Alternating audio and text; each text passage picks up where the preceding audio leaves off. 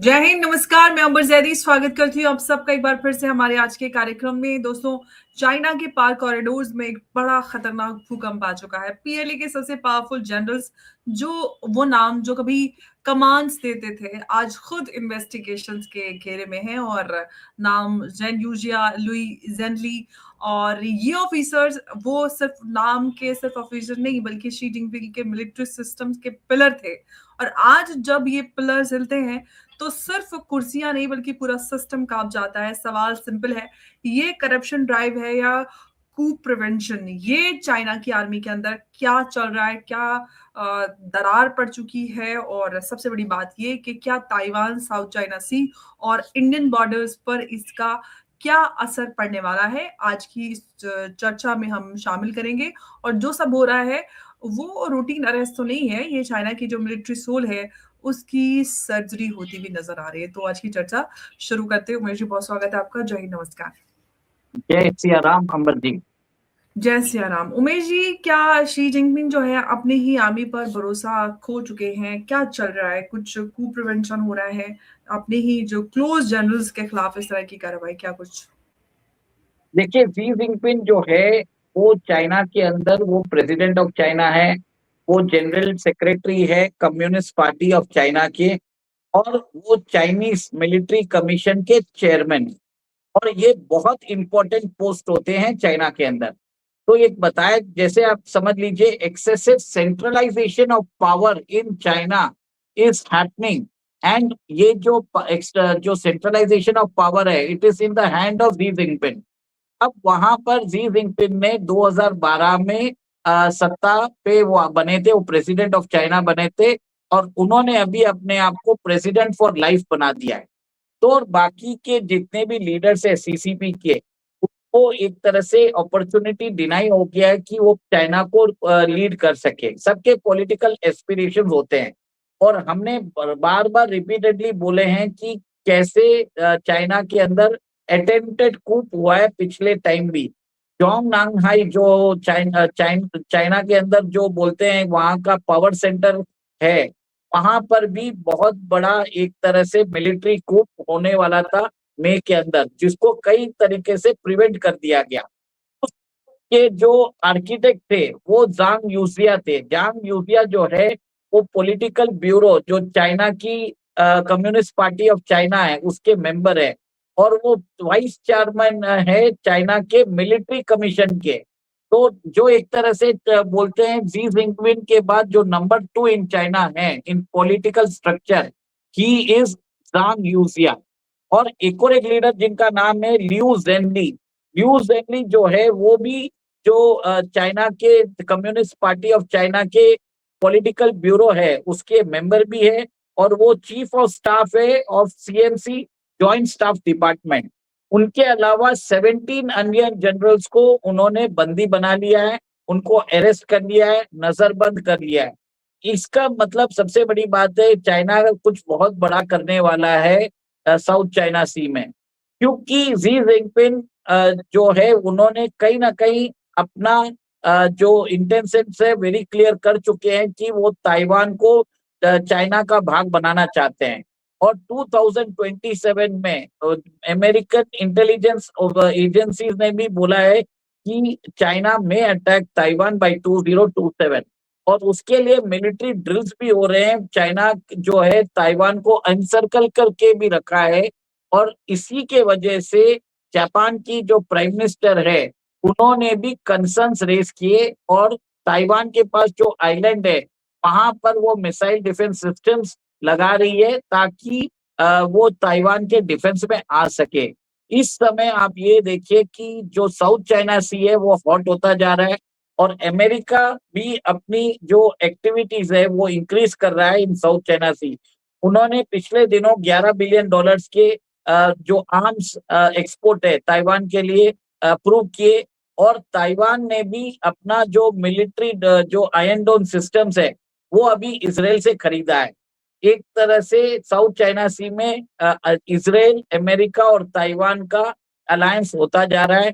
और Japan, south Korea भी एक भी वॉर रेडीनेस के लिए रेडी हो चुके हैं। जापान भारत के साथ डिफेंस ट्रीटी साइन कर रहा है। और last week Japanese foreign minister Bharat आए थे और उन्होंने बोला है कि हम भारत के साथ अपनी जो सिक्योरिटी आर्किटेक्चर को बढ़ाना चाहते हैं, को डेवलपमेंट एंड को प्रोडक्शन ऑफ डिफेंस सिस्टम्स भी करना चाहते हैं। और जापान ने अभी अपना जो डिफेंस बजट है वो बढ़ा चुके हैं। पहले जापान एक तरह से बहुत ही रिजर्व इकोनॉमी रहता था, वो अपनी डिफेंस स्पेंडिंग 1% ऑफ जीडीपी रखता था, अब वो 2% के ऊपर कर रहा है और आगे भी इसको बढ़ाना चाहता है। दिस शोज कि जो इंडो पैसिफिक है और साउथ चाइना सी पर्टिकुलरली है, वो हॉटअप होता जा रहा है। सेकेंड, आप ये देखिए डियोगो गार्सिया जो है, जिसके अंदर जो अमेरिका ने यूके के वो बोल दिया है कि वो जो डील उन्होंने मॉरिशस के साथ साइन की है उसको आप रद्द कर दीजिए। अब अमेरिका एक्सेसिव फोकस कर रहा है इन इंडो पैसिफिक रीजन और उसमें भी सेंट मार्टिन आइलैंड को वो लेना चाहता है और वहां पर भी बांग्लादेश के अंदर चाइनीज इन्फ्लुएंस को कम करना चाहता है। अब जमात के साथ भी वो पार्टनरशिप कर रहा है, वो जमात जो चाइना से बहुत क्लोज है। अब ये जो बताता है कि जो अमेरिका और चाइना के बीच में जो ग्लोबल वॉर चल रहा है, it is for the dominance and supply of critical rare earth minerals, trading routes. और इसी मद्देनजर आप देखिए जो पनामा कैनाल था, जो पहले चाइनीज फर्म्स ऑपरेट कर रही थी, वो अमेरिका ने अपने कब्जे में ले लिया। फिर वेनेजुएला के अंदर चाइना के $105 बिलियन का इन्वेस्टमेंट किया था, वहां पर निकोलस मदुरो को उन्होंने एक्सट्रैक्ट कर लिया है। अब अमेरिका ने बोला है चाइना को, आप अपने $105 बिलियन भूल जाओ, अभी जो वेनेजुएला की जो ऑयल डील्स है हम कंट्रोल करेंगे और हम डिसाइड करेंगे कैसे बेचना। अब चाइना को बहुत बड़ा प्रॉब्लम हो रहा है। ग्रीनलैंड के अंदर भी जो चाइना एम कर रहा था कि वहां पर रेयर अर्थ मिनरल्स को एक्सट्रैक्ट करे, अमेरिका वहां पर भी आ चुका है। अब एक चीज मुझे ये समझ में आता है कि चाइना भी चाहता है कि वो स्ट्राइक करें अमेरिका को, वो भी दिखाना चाहेगा। देखिए सबसे बड़ी बात है कि जो आपको तभी लोग पावरफुल मानते हैं जब आप अपनी मन मर्जी से कुछ कर सको। अभी रशिया ने 2014 में उनको क्रीमिया चाहिए था, वन नाइट के अंदर उन्होंने क्रीमिया अपने हाथ में ले लिया। सब लोग एक तरह से चिल्ला रहे थे, सैंक्शंस कर रहे थे, रशिया को कोई फर्क नहीं पड़ा। जब उन्होंने यूक्रेन की अभी 20% जो टेरिटरी है अपने नाम कर ली है, वो बोल दिए हमारा हो चुका है और यूक्रेन रेडी भी हो चुका है। इसको बताते हैं कि रशिया पावरफुल है, पर चाइना जो है अभी तक कोई टेरिटरी ले नहीं पाया। अमेरिका ने अपना पावर बता दिया है वेनेजुएला के अंदर, उन्होंने रातों रात निकोलस मडुरो को उठा लिया वहां से। दिस शोज कि अमेरिका अपनी मन मर्जी से कुछ भी कर सकता है, चाइना वो नहीं कर पा रहा है। जी जिनपिंग एक तरह से लेफ्ट आउट फील कर रहे हैं। अब वो ताइवान के ऊपर अटैक करना चाहते हैं, जो जांग यूजिया था वो उसको अपोज कर रहे थे। इससे समझ में आ रहा है कि चाइना के अंदर एक इंटेंस पावर स्ट्रगल चल रहा है और ये एक अटेम्प्टेड उमेश जी, मिलिट्री यहाँ coup से था। एक सवाल मैं आपसे पूछना चाहती हूँ कि चाइना के अंदर ही नहीं बल्कि जो अगर पीएलए की बात करें तो पीएलए के अंदर जो पावर स्ट्रगल है, अब वो पूरी तरह से जो सिचुएशन है वो इससे ये दर्शाती है कि पूरी तरह से जो ये पावर स्ट्रगल है वो सरफेस पर आ चुका है। और अब आगे इससे क्या नजर आता है? जो अगर हम ताइवान इन्वेजन की बात करें, अगर मतलब कमांड ही की जो चेन है वही शेक हो जाती है, तो जो ये ताइवान इन्वेजन की बात करते हैं उसका क्या? देखिए यही बता रहा हूँ, अभी इनके नीचे कौन थे, जांग यूजिया जो थे वो वाइस चेयरमैन है चाइना के मिलिट्री कमीशन के। तो वो अपोज कर रहे थे ताइवान का इन्वेजन को।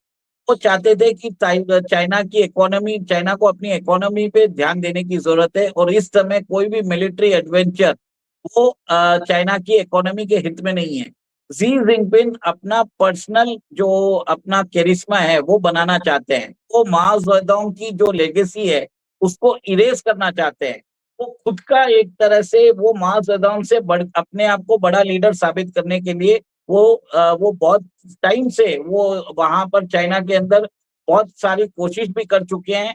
और इसी मद्देनजर उनको लग रहा है कि अगर वो Chinese invasion of Taiwan successfully कर लें तो he will become the greatest leader in China, क्योंकि माओ जेडोंग ने क्या किया था, जी जिनपिंग की फैमिली को उनके जितने भी एसेट्स थे उसको नेशनलाइज कर दिया, और जी जिनपिंग को फार्म में जब वो बचपन में थे उनको खेती में काम करने के लिए भेज दिया था। तो जी जिनपिंग पर्सनली एक बहुत बड़ा ग्रज रखते हैं अगेंस्ट माओ जेडोंग, और वो अपना बदला उनकी लेगेसी को हटाकर अपनी लेगेसी कायम करना चाहते हैं।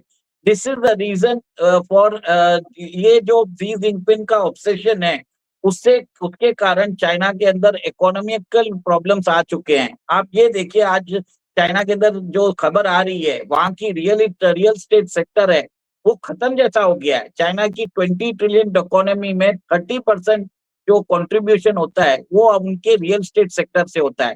रियल स्टेट की जितनी भी कनेक्टेड इंडस्ट्रीज है, जैसे स्टील होती है, सीमेंट होती है, फर्नीचर है, सब जगह प्रॉब्लम होता जा रहा है। चाइना के पास ओवर कैपेसिटी है, इसके लिए वो क्या कर रहा है, बिलो द प्राइस वो अपने गुड्स बेचता जा रहा है, जिसके कारण सप्लायर्स को पैसे नहीं मिल रहे, वर्कर्स को बेहतर रेम्यूनरेशन नहीं मिल रहा है।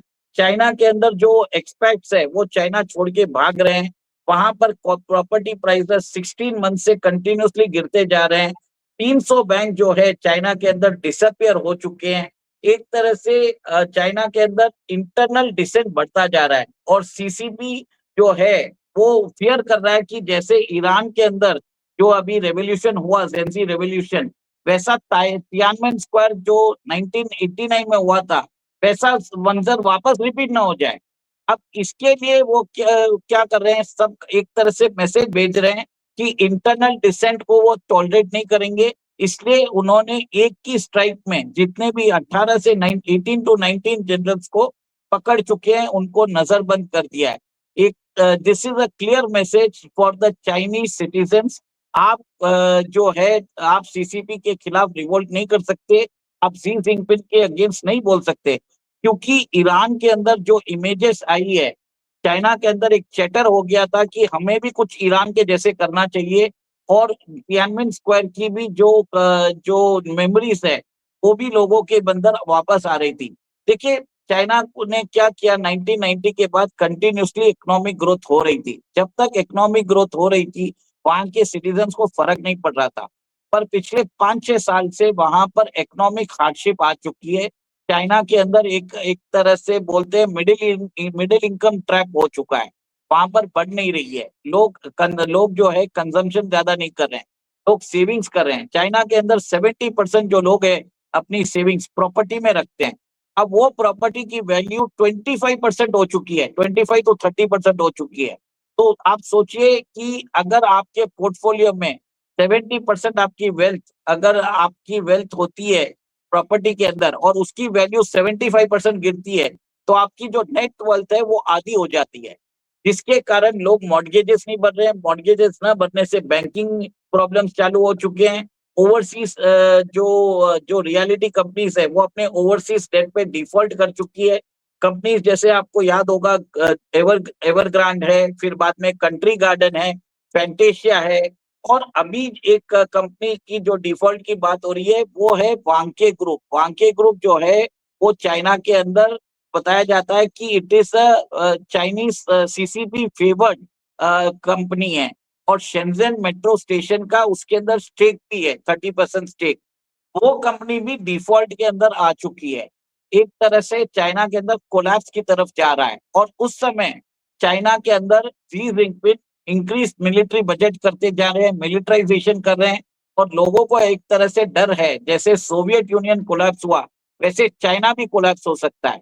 इसी मद्देनजर के लिए जांग यूसिया जो है वो इस जो अटेम्प्टेड चाइनीज इन्वेजन है, planned Chinese invasion of Taiwan को अपोज कर रहे हैं।